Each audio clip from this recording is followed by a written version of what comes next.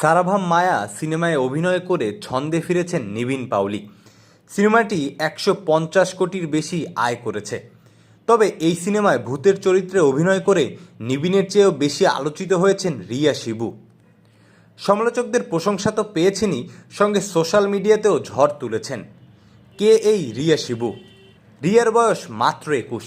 সিনেমায় তিনি নতুন নয়। তার বাবা বিখ্যাত প্রযোজক ও পরিবেশক শিবু থামিন্স। সিনেমার পরিবেশেই বেড়ে ওঠায় ফিল্ম ইন্ডাস্ট্রির নারী নক্ষত্র রিয়া ছোটবেলা থেকেই বুঝতেন।